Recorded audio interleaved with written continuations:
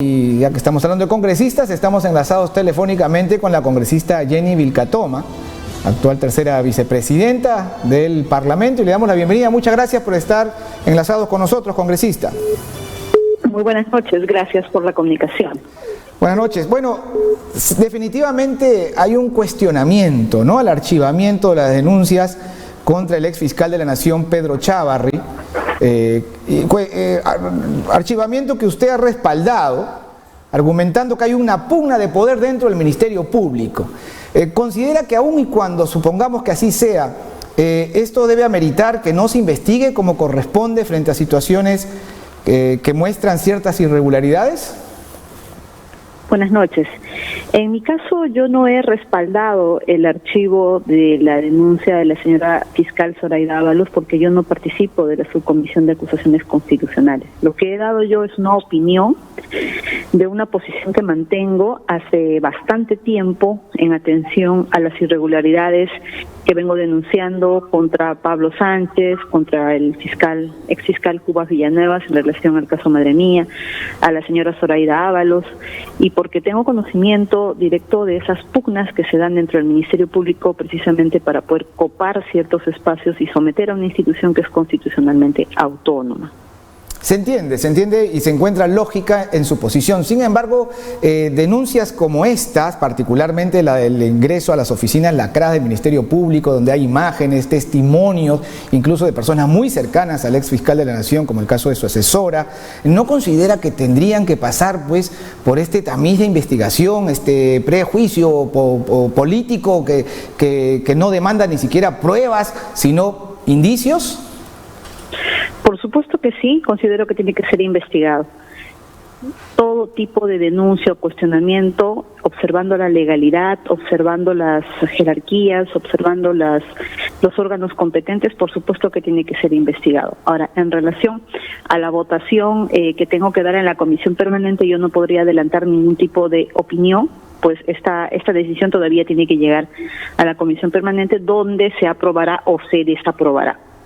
De acuerdo, no nos puede adelantar opinión entonces al respecto. No podría porque integro esa comisión y todavía tenemos la posibilidad de evaluar cuáles han sido los argumentos de ese archivo. Muy bien, congresista, esta reunión que ha tenido el presidente del Consejo de Ministros, Salvador de Solá, con su bancada, ¿cómo es que nos podría dar una lectura? ¿Cuáles han sido los temas a tratar? ¿Se ha llegado a algún punto, a buen puerto? En mi condición de congresista que tiene una licencia en la actualidad en la bancada, no podría yo manifestarle los detalles de la decisión de concurrir a esa reunión.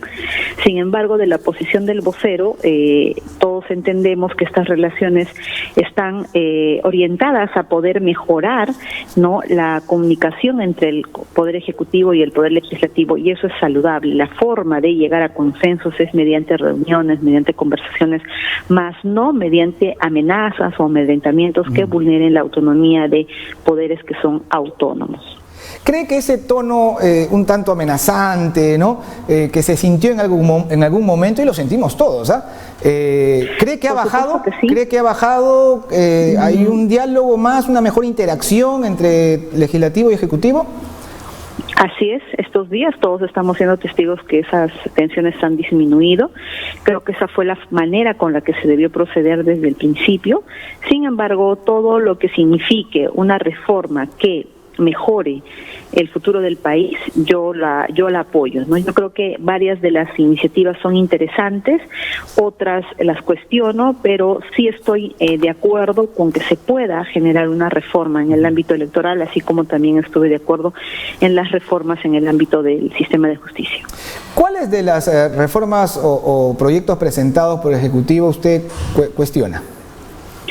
Cuestiono la posibilidad de llamar a elecciones internas convocando a personas que no son afiliadas al partido o no pertenecen al partido. Con ellos estaría intentando pues manipular aquella elección que tiene que dar como resultado a aquellos ganadores que han sido partidarios, que han hecho una actividad política activa dentro de un partido político. Eso me suena más bien a querer manipular lo que serían los comicios del año 2021. Sin embargo, sí considero que debe de fortalecerse la democracia interna.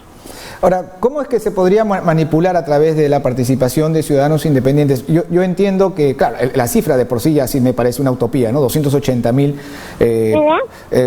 me parece un número muy alto, ¿no? En un país donde la gente es muy indiferente y muy desconfiada de la política. Pero se supone que lo que se busca es acercar a los partidos políticos a la sociedad. ¿De qué manera es que podría este ser un instrumento de manipulación de los resultados de las elecciones internas? El congresista Arana puso como ejemplo su caso, su situación, y eso evidencia cómo en la democracia interna se podría manipular, ¿no?, aquella decisión o trabajo partidario que realiza un partido político, en atención a que si, por ejemplo, ¿no?, hay una intención de que una persona nunca sea candidata, se podría manipular con la concurrencia de personas ajenas al partido para que precisamente nunca puedan ganar. Entonces, lo que se debe de respetar es aquel trabajo partidario que hacen los integrantes de un partido político, que están unidos por una doctrina, por una ideología, por un plan de acciones programáticas y que vengan trabajando de manera constante y en el tiempo. Pero si de pronto todo ese trabajo se puede ver frustrado con un procedimiento que puede ser manipulado y que no garantiza una autonomía al convocar a personas que no integran ese partido, creo que estaríamos pues ante una posibilidad de que se pueda boicotear ciertas candidaturas que tendrían todo el derecho de participar como los candidatos dentro de un partido. Si el Congreso finalmente tomara una decisión respecto a esta iniciativa que estamos tratando, en los términos que usted señala, ¿cree que el Ejecutivo podría interpretar esto como que se está vulnerando la esencia del proyecto? Creo que a estas alturas el Ejecutivo está dando una lectura de la posición de los partidos políticos que integran en este momento el escenario político en el país. No es solamente Fuerza Popular o creer que Fuerza Popular lo quiere manipular, sino hay otros partidos donde ya se han manifestado en los cuales no están de acuerdo. Uno de ellos es el señor Marco Arana, ¿no?, que ha contado prácticamente cómo sucedió en su caso, en su partido, ¿no?, cuando se llamó a elecciones internas. Sin embargo, yo creo que todo tiene que ser producto del consenso, ¿no? Es bueno ya dejar de lado las amenazas y creo que a partir del consenso y de estas conversaciones que se está sosteniendo el Premier con cada vocero de cada bancada, se van a obtener resultados positivos, ¿no? De acuerdo. ¿Qué otros aspectos de las iniciativas que se han sido presentadas cree usted que deben ser revisadas? Esa precisamente, y fundamentalmente yo cuestiono esa posición. Creo que lo demás es importante para una reforma política, y que seguramente en el transcurso de los días los congresistas le harán algún tipo de mejora, algún tipo de modificación de acuerdo a los aportes de cada uno, ¿no? Porque el debate debe ser amplio, todavía queda mucho, ¿no? Pero vemos que están avanzando de manera bastante proactiva. Muy bien, congresista. Otra cosa ya para terminar. Usted va a continuar al frente de su programa Sin Corrupción, ¿no?, que se transmite por el canal del Congreso y también por la señal estatal. ¿No considera que quizás en su condición de tercera vicepresidenta y que tiene, como usted bien lo ha dicho, como responsabilidad dar a conocer, ¿verdad?, las políticas, los trabajos de investigación que se están haciendo en contra de la corrupción, ¿no considera que quizás es poco elegante que sea usted quien dirija y que conduzca el programa? ¿No podría, bajo la dirección de la tercera vicepresidencia, haber contratado de pronto a un conductor?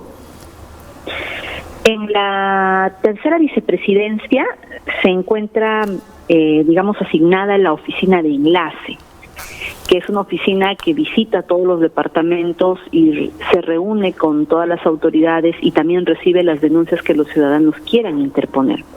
En este caso lo que se hizo es un planteamiento, ¿no?, de una estrategia que busque difundir los actos de corrupción en los lugares más alejados, aquellos lugares que no son visitados por ninguna autoridad.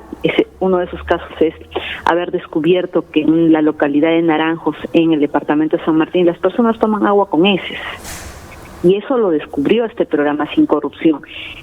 ¿Por qué lo dirigí yo? Porque precisamente dirijo la tercera vicepresidencia, y porque mi especialidad me permitía directamente hacer un análisis y poder difundir inmediatamente estos actos de corrupción que íbamos tomando conocimiento, porque precisamente yo también los recibía en el lugar donde me encontraba. Y de esa forma lo que se buscó además es no generarle ningún tipo de gasto adicional al canal del Congreso. Entonces la información se recibía en el lugar donde estábamos, se transmitía, se editaba de una manera muy básica, muy como lo han podido ver, y evitando tener gastos adicionales. Entonces contratar a una persona, un conductor, tenía que pasar por toda una evaluación. Entonces nosotros evitamos cualquier tipo de gasto adicional y que el programa pudiera salir de la manera más rápida y más viable. Y lamentablemente este programa ha sido cancelado en el canal del Congreso arbitrariamente, porque quienes se perjudican son aquellas personas que confiaron, ¿no?, en la tercera vicepresidencia y en la oficina de enlace, donde nos hicieron llegar casos de corrupción concretos y escandalosos. Entonces yo considero que ha sido totalmente incoherente atentar contra la vigencia de este programa, porque tenía un objetivo de lucha frontal contra la corrupción. Entonces, ¿quién se puede molestar de luchar frontalmente contra la corrupción? Y el canal del Congreso es un canal institucional que precisamente difunde la labor del Congreso, y la labor de fiscalización es una labor inherente al congresista. Entonces no había ningún tipo de irregularidad, sino más bien lo que han sido una serie de intereses que conjugaron, empresarios que se quejaron de las diferentes empresas que empezamos a denunciar, autoridades que empezamos a denunciar. Fue un cúmulo de intereses que evidenciaron pues que ciertas personas no querían luchar contra la corrupción. Nosotros no nos amilanamos, ese programa fue cancelado en el canal del Congreso, fue levantado del aire, pero ya ahora, para poder seguir con esa intención, se está transmitiendo a través de un canal en las redes, ¿no? Y vamos a continuar. Sin Corrupción no puede parar, porque hay gente que a diario nos trae denuncias, y hemos revelado casos que nadie ha tocado. Por ejemplo, hemos dado a conocer que en relación al contrato de rutas de Lima, la municipalidad hasta el día de hoy, habiendo transcurrido tantos años, no ha cobrado un sol del 4% que tenía del derecho a la concesión. ¿Y por qué?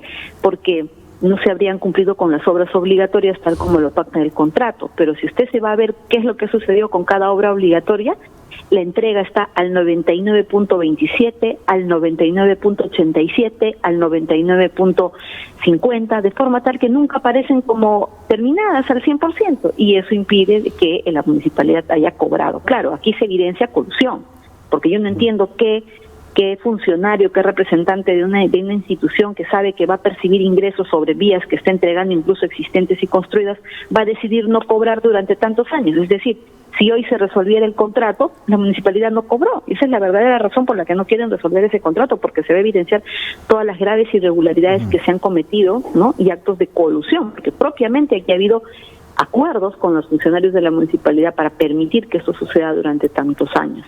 Asimismo, hemos dado a conocer un caso muy grave, yo los invito a poder corroborarlo, en relación a los colectores que existen en San Juan del Lurigancho, que están junto o al lado, muy pegado a las estaciones de tren de Pirámide del Sol, los colectores de Canto Grande, los colectores de La Guairona, que ya colapsaron y generaron un aniego en el mes de enero, que ha sido producto de la negligencia, ¿no?, de las empresas que se encargaron de poder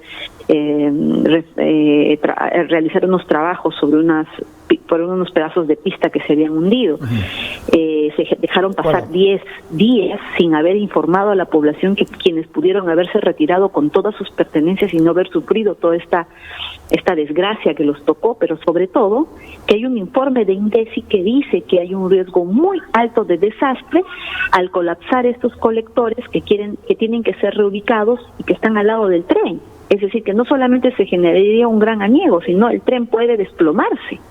Y esa información la hemos revelado en Sin Corrupción. Nosotros nos sentimos muy orgullosos. Nunca gusta denunciar a los corruptos, pero nosotros lo estamos haciendo con muchas dificultades, pero finalmente lo estamos logrando. Muchas gracias, congresista, por esta comunicación con nosotros. Muy buenas noches. Gracias. Hasta una próxima oportunidad. Gracias, igualmente. Conversábamos con la congresista Jenny Vilca Toma, tercera vicepresidenta del Parlamento Nacional.